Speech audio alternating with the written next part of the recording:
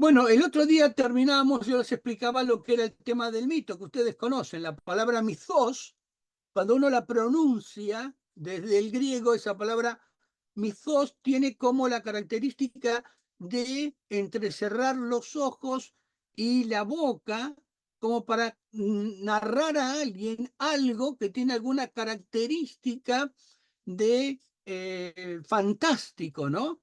Por eso el mito es palabra, discurso, mensaje, conversación, fábula, cuento, todo esto que está desarrollado aquí.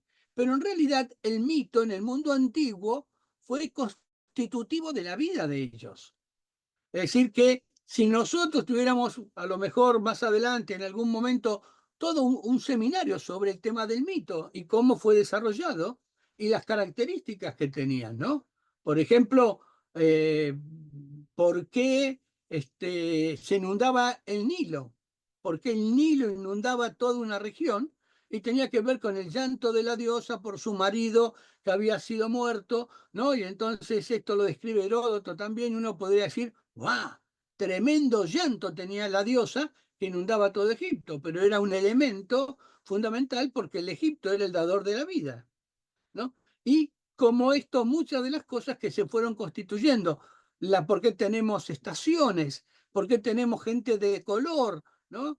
Como que en algún un momento, en el día de hoy, creo que voy a explicar algo acerca de cómo el texto puede utilizar figuras literarias interesantes como para comprender. Por lo tanto, había un texto que decía del epos a la historia científica, pero la primera expresión era algo mítico, ¿no? Algo fantástico. El mito era teocrático y fantástico, ¿no? Uno puede leer la Ilíada de la Odisea y encontramos que Ulises, cuando vuelve para Ítaca, bueno, quiere escuchar el canto de la sirena, como decíamos el otro día, una serie de acontecimientos, eso es mito fantástico. Pero también tenemos mitos teocráticos en donde, por ejemplo, el rey egipcio, ¿no? Posteriormente llamado faraón, porque en realidad no se los llama en Egipto faraón, sino en el texto bíblico son todos reyes, eh, es, es una monarquía teocrática hereditaria, es decir, él se reconoce como divino, ¿no? En los pueblos antiguos, los mesopotámicos, el rey no era divino, pero sí lo era en Egipto. Bueno, esto para comentar acerca del mito. Pero lo otro que vamos a ver es el tema de epos, ¿no? La poesía, la expresión, frase, sentencia, mandato, respuesta, rumor, canto, los que tenemos las expresiones que vamos encontrando y las primeras de ellas, aún en las tablillas de signos cuneiformes, tienen que ver con poesía, ¿no? Cantan algo, narran algo. Y aún en la Biblia tenemos nosotros mucha poesía, ¿no? Dentro de los libros sapiensales. Por lo tanto, quería mencionarles cómo viene la secuencia de algo que de pronto, cuando ellos veían lo que apreciaban, decían, bueno, esto corresponde a la divinidad, ¿no? Y cantaban y producían poesía y narraban lo que estaban viendo. Pero uno de los que conocemos, que se le dio la característica del padre de la historia, que es Heródoto, que escribe los 9 libros de la historia, yo les dejo aquí el primero de ellos, que es Clio, precisamente, esta es la musa inspiradora, que tiene que ver con la historia. Hay un texto aquí, ¿no? En donde ustedes pueden ver cómo Heródoto está tratando de describir la historia, la narrativa, ¿no? Es lo que percibe, lo que vio, lo que dice que estuvo presente y va escribiendo algunos aspectos. Por ejemplo, decía, la gente más culta de Persia y la mejor instruida en la historia pretende que los fenicios fueron los autores primitivos de todas las discordias que se suscitaron entre los griegos y las demás naciones.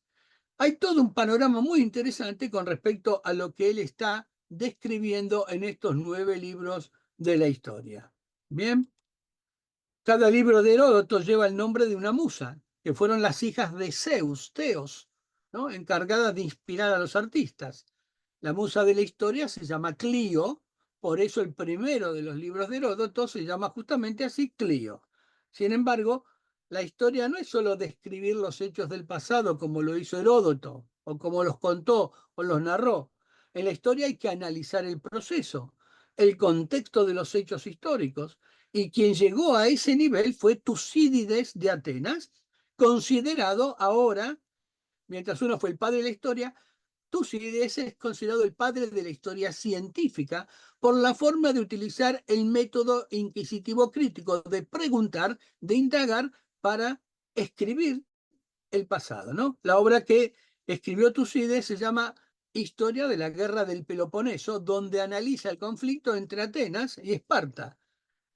No me voy a detener en esto, la historia es muy rica de todo esto, pero simplemente para decirles que había dos ligas, la liga delicoática de Atenas y la liga de Corinto, que era de Esparta, ¿no? Dos ciudades que tenían, ciudades que se agrupaban con ellas, polis, pero estaban de alguna manera muy particularmente diferentes, ¿no? La vida de Esparta y la vida de Atenas eran distintas, aunque se reconocían precisamente como, digamos, indoeuropeos, ¿no? Helénicos.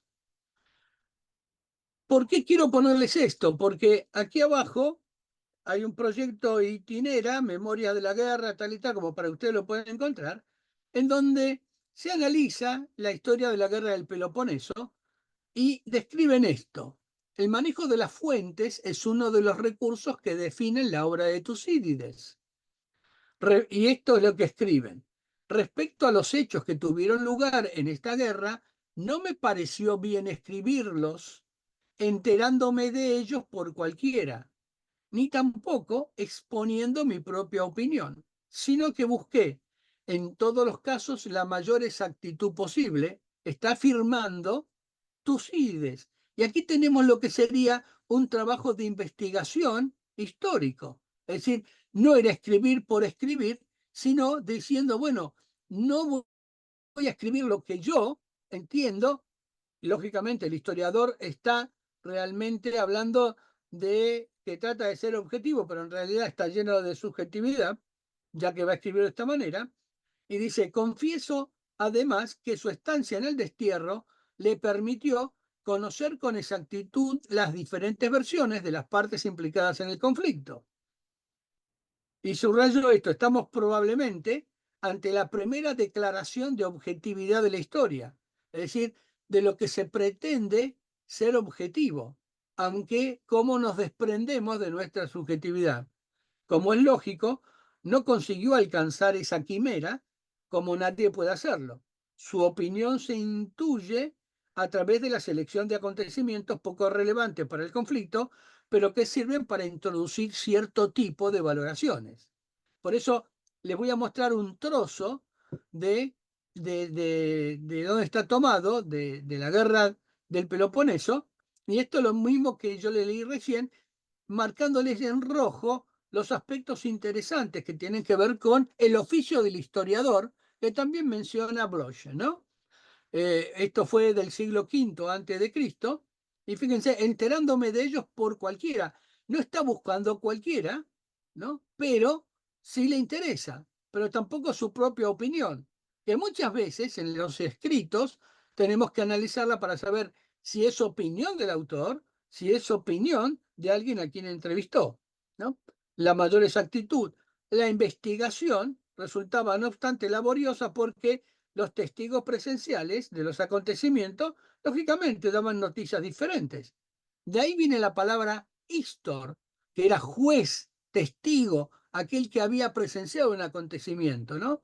Según el interés personal o la memoria que cada uno tuviera. Por lo tanto, historia es relato, prueba y verdad, ¿no? Tratar de ver si el acontecimiento es tal o como fue planteado.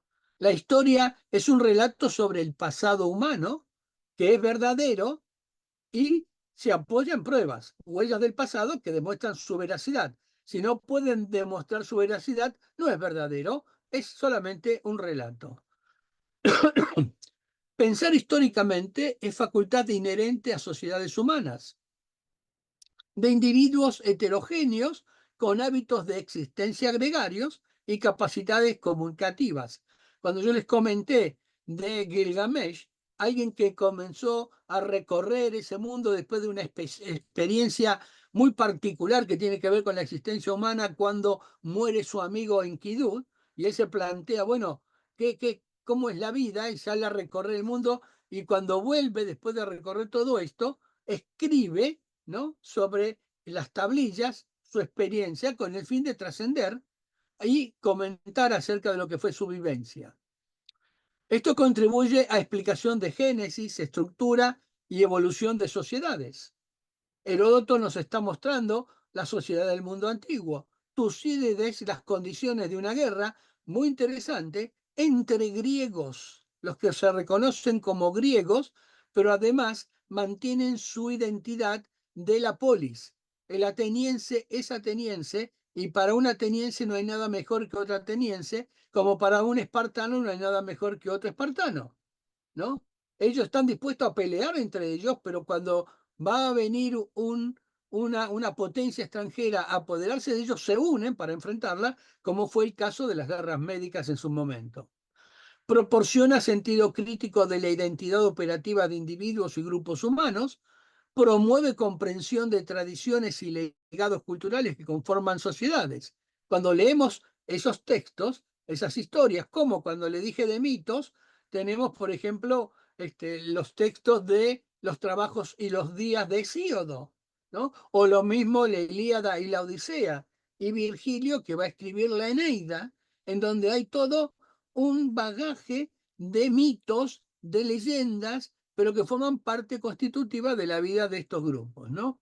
La historia es estudiar al hombre en su pluriforme, multiforme gama de aspectos y matices que van condicionando su caminar en un tiempo y lugar, en una cultura determinada y a partir de la escritura. Bien, hay algo ya convencional establecido que la historia comienza a partir de la escritura, relato que nosotros encontramos en Mesopotamia con el texto de Kramer y decimos, ahí comenzaron a escribirse los primeros caracteres, primero en las tapas de las vasijas y luego fueron pasados a las tablillas de arcilla donde marcaron los signos cuneiformes. Cuando hablaba de pluriforme, quiero traerles una frase como para poder entender cuál es el aspecto de esto de pluriforme, ¿no? Hablar de un monoteísmo pluriforme, por ejemplo. Las complicadas relaciones que existen entre el monoteísmo y el politeísmo se hacen evidentes cuando se considera el monoteísmo pluriforme, en el que los diversos dioses del panteón, sin perder su independencia, son considerados al mismo tiempo como manifestaciones de una misma y única sustancia divina. Este es el caso del panteón griego, ¿no? Extenso con un ser que es Zeus, que es el señor de este panteón griego, que posteriormente va a ser Júpiter en el panteón romano. El monoteísmo pluriforme es uno de los esfuerzos por resolver el problema de la coexistencia de la unidad divina y la pluriformidad divina, multiplicidad de formas, que no fue reconocido por una generación anterior de eruditos, aunque parte del material ya estaba disponible. Parece, de hecho, que en muchas partes del mundo y en muchas épocas, los pensadores religiosos han luchado con el desconcertante problema de la unidad y la pluriformidad de lo divino. Esto es como parecido, bueno, cuando hablamos de algo pluriforme, entenderlo de esta manera. Y lo encuentran aquí el espectro de visiones, monoteísmos y cuasi monoteísmos. Bien. Todo lo escrito por el hombre es fuente histórica. Documentos oficiales, cartas privadas, obras literarias, notas, apuntes, ¿no?, etcétera. Como sinónimo de fuente histórica se usa la palabra testimonio, precisamente porque las fuentes son testimonios de personas del pasado sobre el periodo que se estudia en el tiempo presente. Criterios de historicidad nos permiten seleccionar de entre los testimonios que tenemos aquellos que tienen mayor probabilidad de ser verdaderos en cuanto a su contenido. Y nosotros como cristianos o dentro de la historia del cristianismo tenemos un gran tema de poder establecer esos documentos que nos permitan mantener criterios de historicidad. ¿Por qué entonces estudiar el método histórico crítico? a mi parecer, es que, primero porque nos ayuda a iluminar, interpretar e integrar los contextos históricos y culturales que ofrecen el texto bíblico y la historia. Segundo, porque nos ayuda a ser prudentes con nuestras afirmaciones y conclusiones al estudiar el texto bíblico. Esto lo voy a ir explicando ahora cuando lleguemos antes o después del recreo. Porque nos ayuda a ver la historia bíblica como parte de la historia universal. Y a veces creemos que la historia bíblica está fuera del mundo, ¿no? Y no es así. Por lo tanto, ¿por qué estudiarlo? Es por esto. Esto que son 3 puntos es totalmente amplio y vamos a ver la crítica literaria, la crítica de las formas, ¿no? Todos estos criterios que forman parte del método histórico. Es cierto que en algún momento, lo vamos a ver la próxima clase, no la que tiene la lectura, sino la que vamos a encontrarnos, desarrollando este método histórico, algunas cuestiones que los que lo fueron elaborando plantearon inconvenientes que algunos vieron como un gran peligro. Por ejemplo, no voy a descartar, algunos dudaron de la inspiración divina, cosa que no está en juego entre nosotros aquí. Bien, pero también lo estamos hablando del punto de vista académico. Por lo tanto, una frase que utilizo, pero de alguien que participó en el texto Arqueología Bíblica, ¿no? Callaway, dice, es preciso que seamos cuidadosos para que no fabriquemos en la imaginación lo que nos falta en el conocimiento. Es decir, nosotros no tenemos que fabricar cosas, ¿no? Y esto lo vamos a ver cuando veamos hermenéutica, exégesis y eisegesis, y a veces en la interpretación generamos muchas cosas que parece que fueran míticas, pero no porque son míticas en el texto, sino porque nosotros creemos que tienen que ser así y tienen que ver con, con nuestra lectura. Y si tienen su Biblia en mano o no, les explico esto, que me parece interesante, que tiene que ver con nuestro curso, con esto que iniciamos ya hace 2 semanas y que ustedes están trabajando en esto, y es el pasaje de Hechos 17:11, cuando dice, está escribiendo Lucas y dice, estos eran de sentimientos más nobles que los de Tesalónica, de modo que recibieron el mensaje con toda avidez y todos los días examinaban las escrituras para ver si era verdad lo que se les anunciaba. Y es interesante, aquellos primigenios cristianos comenzaban a ver en las escrituras, y cuando estamos hablando de las escrituras, todavía no teníamos lo que era el Nuevo Testamento, sino que había escritos cartas de Pablo, pero las escrituras eran la referencia a lo que era o la versión de los 70 o la Tanaj, que es el texto hebreo. Y analizaban, estudiaban, se trataban de concentrar con la guía del Espíritu para saber si lo que les estaban anunciando tenía que ver con la coherencia de lo que les estaban enseñando. Y esta es la clase de hoy. Es decir, lo que vamos a ver a partir de ahora, ¿no? 23 de septiembre, interpretación bíblica, hermenéutica y exégesis bíblica, y un glosario que tiene que ver con uno de los libros que ustedes tienen en la base o en la Classroom. Para el diplomado, estos son los libros, ¿no? Y estas son las lecturas que se le pide. Severino Croato, Barton, ¿no? Con estas páginas, si ustedes prefieren, para cumplir las 20 o las páginas que tendrían que completar al fin de los 8 encuentros. Para la licenciatura, lo mismo, pero con un informe escrito. También, tal vez un poco más elaborado, porque tienen mayor cantidad de páginas. Por lo tanto, esto es lo que vamos a ver hoy.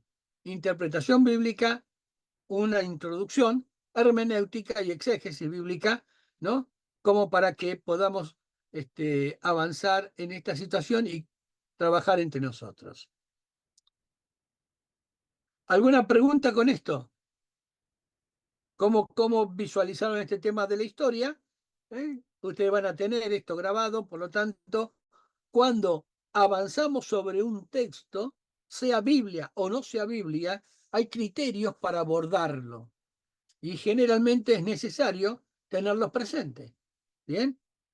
Uno los puede trabajar en el idioma original, lógicamente. Habría que saber griego, habría que saber latín, habría que saber arameo, habría que saber hebreo, ¿no? Habría que saber signos cuneiformes, ¿no? O la escritura cuneiforme.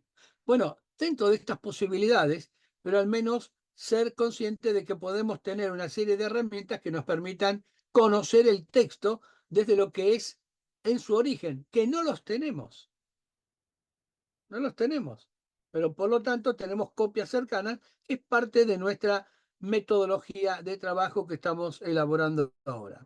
Bien, ¿alguna pregunta con respecto a esto? ¿Consulta? ¿Algo que les haya interesado? Así como Ángel mencionó esto interesante con respecto a lo que mencionaba Flosch en ese capítulo 3. Yo tengo una sobre las palabras que mencionó al principio del mitos y el epos. Sí, Si hay una transliteración para escribirla o sea, entiendo que está la traducción y también la transliteración, que es cómo escribirlo con las mismas palabras del español. sí, Entonces, a exacto. ver si me las puede proveer para, para poderlas tener también Sí, sí. Mira, en el texto de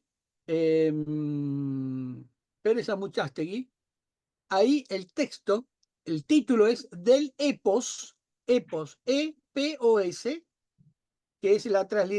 transliteración de epos, ¿no? Y mito, nosotros tenemos mitos, que se escribe no con I, sino con la U y con la TH, pero cuando vos lo escribís en castellano, ponés mito o mitos. Lo Ok. interesante, Ángel, es eh, la comprensión de la connotación de la palabra.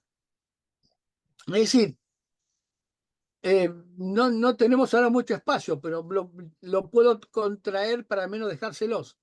Pero hay algo también que tiene que ver con nuestra expresión, ¿no? Es decir, cuando yo le decía la palabra mitos, la forma del labio, de la boca y entrecerrar. ¿Vieron cuando alguien le dice, yo te voy a enseñar cómo hacer esto, ¿no? Pero es un secreto y uno se acerca, ¿no? Y se lo dice al oído y entrecierra los ojos como algo misterioso, ¿no? Es decir, vieron que alguno dice, ¿sabés curar el empacho? ¿No? Y uno dice, no, no, pero se cura en unas épocas y hay un conjuro. Y entonces le dice, yo te voy a enseñar el conjuro, pero no lo grita. Se acerca y dice, cuando los dioses, ¿no? Dice, cuando los dioses, un relato mesopotámico de hace 5.000 y pico de años, ¿no? 3.000 años antes de Cristo, bajaron del cielo, ¿no? Y está escrito después en signos cuneiformes. Tenemos la estela. Eso se los puedo dejar, no hay ningún problema, ¿no? O después de la gran inundación, porque para ellos fue una gran inundación, ¿no? No fue un diluvio, fue una gran inundación que les tapó todo, ¿no? Entonces, esos relatos forman parte constitutiva de su vida. Podemos encontrarlo en Egipto. ¿Eh? En Egipto hay muchos de ellos muy interesantes, ¿no? Que también era como algo que se decía, como entrecerrando los ojos, con esa forma de mitos, que vos, cuando nosotros lo pronunciamos, decimos mito, pero si yo te digo mitos, tiene otra expresión, y ellos manejaban esto, lo mismo que el epos, ¿no? Y si ustedes quieren, le puedo traer, dejarles una poesía. La primera poesía de amor es una poesía de una tablilla de Sumer, ¿eh? En donde le escribe cuál es el amor y al ser querido, ¿no? Y le dice, bueno, mira, si me tratás así, tu madre me va a dar esto, tal y tal. Bueno, son estas cosas que puedo acercarles en este sentido. ¿Bien? Gracias. ¿Alguna otra? Bueno, entonces, ahora damos 15 minutos, 15 minutos antes del recreo, ¿no, Cristian? Más o menos. Bien, vamos a Así dar, es. vamos a dar in- este, atención a la clase específicamente de hoy. Y presten atención también a lo que anteriormente, que está grabado, a lo que significa historia, todos estos detalles, como para que puedan ir redondeándolos. ¿Bien? Bueno, comparto un poquito más pantalla. ¿Bien?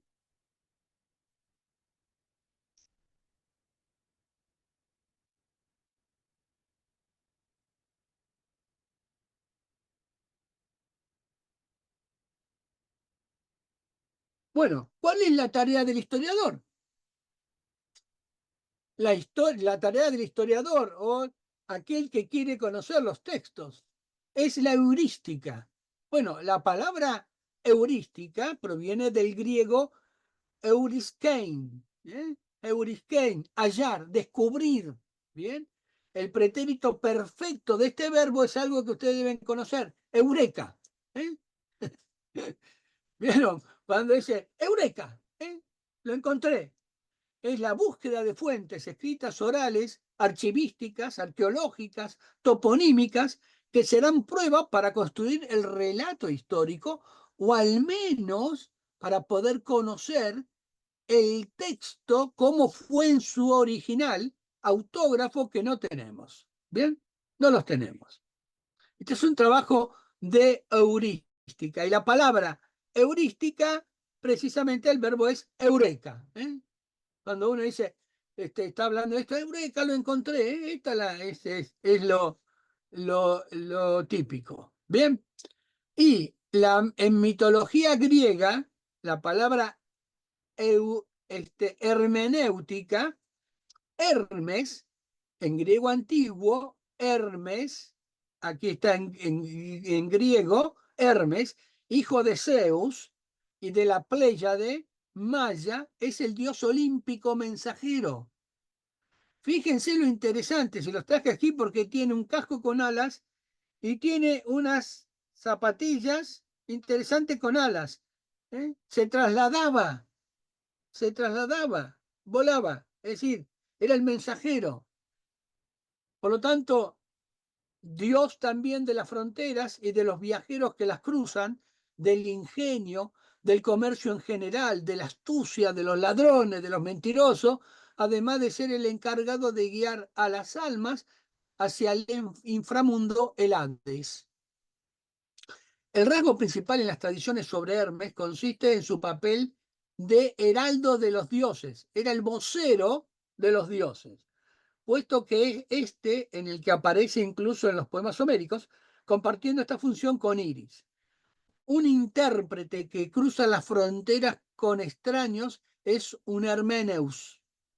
De Hermes procede la palabra hermenéutica para el arte, el tecne, la palabra arte es tecne en griego, de interpretar los significados ocultos. En griego, un hallazgo afortunado era un hermaión. ¿Eh? Entonces, cuando nosotros leemos, fíjense que usamos una palabra para el desarrollo bíblico, que decimos, nosotros estamos estudiando en el seminario bíblico hermenéutica, pero la palabra proviene de esta significación. Hermes era el vocero de Zeus. La hermenéutica, ¿bien? Por lo tanto, es el arte, ¿eh? Es la tecne de la interpretación, explicación y traducción de la comunicación escrita, la comunicación verbal y ya secundariamente la comunicación no verbal. Porque lo primero que tenemos fueron todos verbal, oral. Las cosas se transmitieron oralmente, después se escribieron. Su concepto central de constitución moderna es el de comprensión, Verstehen, de textos escritos importantes. ¿Cómo puedo comprender, tener comprensión de los textos escritos importantes? Y este es el texto que yo les dejé. Ustedes tienen unas páginas para leer precisamente de lo que es hermenéutica bíblica. Severino Croato, lo conozco, lo conocí, ya fallecido hace un tiempo, un hombre de Dios increíble en cuanto a su desarrollo de preparación académica. Por lo tanto, es agradable leerlo y les va a interesar. Sería bueno, en todo caso, que si alguien quiere hacer su trabajo de lectura, puede hacerlo sobre este texto, si quiere. El otro es el de John Barton, La interpretación bíblica hoy. Ustedes también tienen este texto, ¿bien?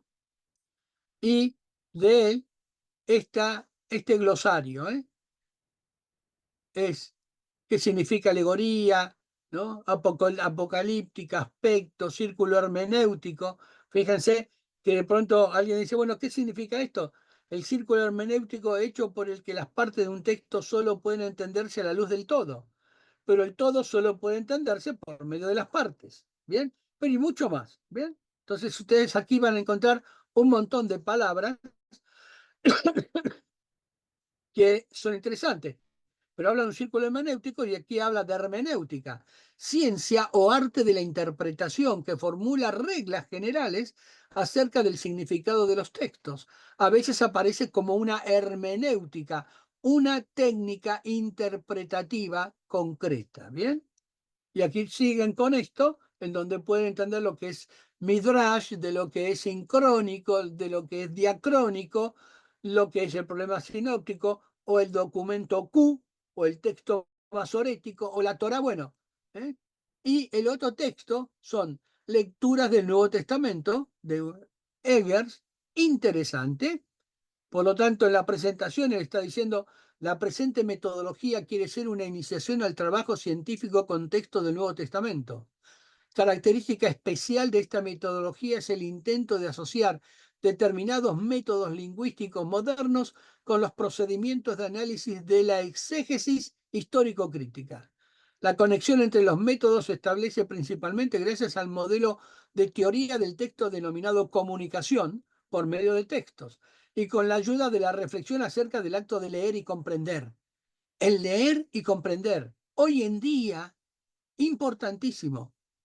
Hermanos, ustedes que están con personas en las iglesias o en los centros de estudio o en los grupos donde están, ¿no? Y que leen los textos, que se lea la palabra, que lean, que se lea detenidamente, ¿no? Y que la puedan leer comprensivamente. Y la metodología como iniciación a la lectura, la metodología es siempre una iniciación a la recta comprensión de los textos, como no ofrece más que un camino para la comprensión de los mismos, a saber, el camino de la lectura. La metodología para el estudio del Nuevo Testamento será primordialmente una iniciación a la recta lectura de los textos del Nuevo Testamento. Las primeras indicaciones para la recta lectura nos las dará la reflexión acerca de cómo llegar, mediante la lectura, a comprender el sentido de los textos. Por consiguiente, la metodología es una teoría de la comprensión. Tal teoría de la comprensión, que comienza con la lectura, lo hace con algo muy personal y subjetivo, pero en un terreno en el que el lector es competente en virtud de su experiencia. ¿Bien? Yo siempre digo, léanlo ustedes, que no se lo lean. Y cuando estén en grupo, que todos lean. Y si lo leen en voz alta, acuérdense de lo que era la lectio divina, para que todos puedan comprender lo que se está leyendo. Interesante en este sentido. Bien, esto es como una primera parte para introducirnos y voy a comenzar entonces, si a ustedes les parece, si no tienen alguna pregunta, alguna sugerencia o algo para compartir, ¿no? Anímense, yo estoy esperando que ustedes opinen, que ustedes digan, se explayen y que podamos compartir el conocimiento, el que ustedes también tienen y que de pronto les puede interesar también a cada uno de nuestros hermanos. ¿Bien? ¿No? Tengo entonces todavía, Cristian, un ratito, ¿no? ¿Sí? Bueno, vamos a comenzar con la interpretación de la Biblia. Miren, hay algo interesante que se suele mencionar y es que muchos dicen que se le puede hacer decir a la Biblia lo que uno quiere o enseñar lo que nosotros queremos que enseñe. Y suele ser así. En realidad suele ser así. A veces les ha pasado y nos pasa que escuchamos algunas cosas por diversos medios, ya sea predicaciones, lecturas, interpretaciones, en que nos asombramos al escuchar lo que dice, ¿no? Diciendo que esto lo dice la Biblia cuando no lo dice. Pero lo más sorprendente es que lo suelen expresar de esta manera y dicen aún que utilizan métodos o principios de interpretación bíblica para afirmar lo que dice la Biblia. Les debe haber pasado, y me pasa, ¿eh? Muchas veces. Por lo tanto, creo que esta es parte de la problemática que tenemos en este tiempo de estudio juntos. Y yo considero que es verdad. Tienen razón.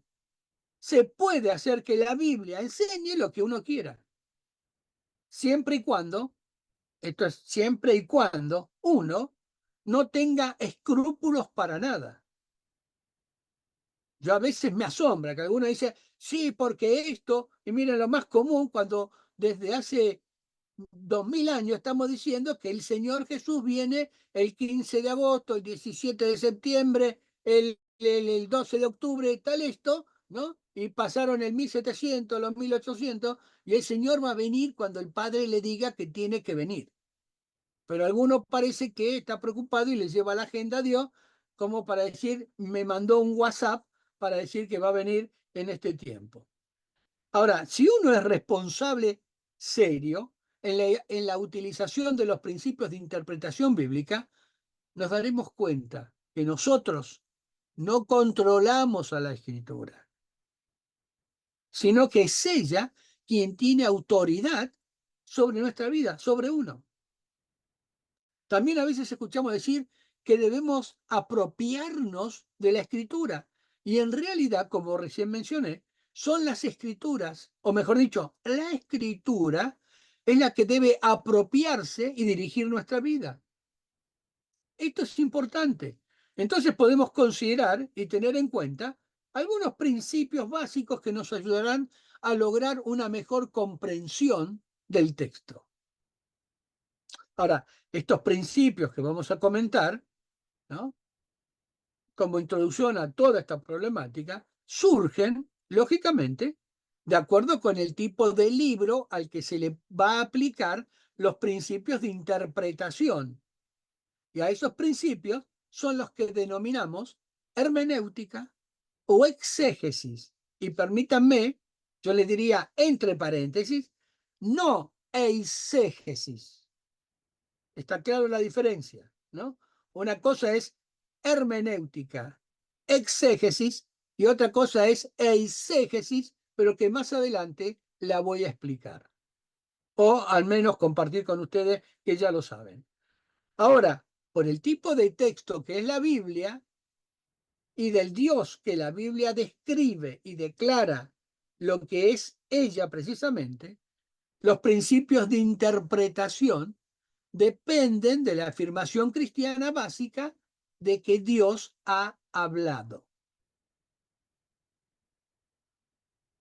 Lo digo desde el punto de vista de fe y lo digo desde el punto de vista académico. Bien, para mí no me han traído conflictos. No he visto el punto de vista académico en la fe como una amenaza. En todos mis años y en los ámbitos en los que estuve de la universidad y clases y exponiendo la palabra y exponiendo los escritos, nunca me sentí amenazado. Al contrario, pude, como dijimos la vez pasada, que no hay contradicción sino afirmarme en cada una de ellas. Y hay una palabra que voy a tratar de pronunciarla bien para que, si no, después la escribimos, que es la palabra sincatabasis. Sincatabasis. Es Synkatabasis. Sincatabasis. Que lo que significa es se abajó. Dios se abajó a nosotros. La connotación sería, ¿no?, al ser humano que para comunicarse con nosotros o comunicarse al estilo de un padre con su hijo. ¿Vieron cuando viene nuestro hijo, el pequeño, ¿no? Y se acerca a nosotros cuando es pequeñito? Nosotros nos abajamos para ponernos a su nivel y hablamos con él, ¿eh? Nos miramos cara a cara con él. Esto es interesante. Lo que yo quiero reiterar con esto es que Dios se abajó, ¿no? Otros hablan se vació, pero yo prefiero esta palabra sin catábasis, que es se abajó, me habló cara a cara para que pueda comprender, entender. En nuestro caso, o en mi caso, en castellano, en español y sus variantes. El porteño argentino, o el chileno, o el latinoamericano, o el norteamericano, pero en este caso, en un lenguaje que yo conozco. Cuando Dios me habló en castellano. Y esto es lo nuestro. Por lo tanto, comencemos diciendo, si están de acuerdo, que Dios habló para ser entendido. ¿Bien? Es decir, Dios habló para ser entendido, para que lo conozcamos, para comunicarse. Por tal motivo, podemos afirmar que lo que dice el texto a simple vista es lo que está allí. La primera mirada, reitero, a simple vista, de manera sencilla. Yo tomo la palabra, abro, ¿no? Y puedo tomar el primer texto, dice, en el principio creó Dios los cielos y la tierra. Lo primero que tengo es una manera simple. Esto es lo que dice. Y luego voy a ver si esto que dice lo dice así y qué quiere decir y cómo lo expresa en los caracteres hebreos. O puedo tomar la última parte del Apocalipsis, ¿no? Y decir, la ciudad se halla establecida en cuadro y su longitud es igual a su anchura, y él midió la ciudad con la caña, 12.000 estadios, la longitud, la altura y la anchura son iguales. Lo tengo ahí por primera medida. Y después digo, pero en cuadrado.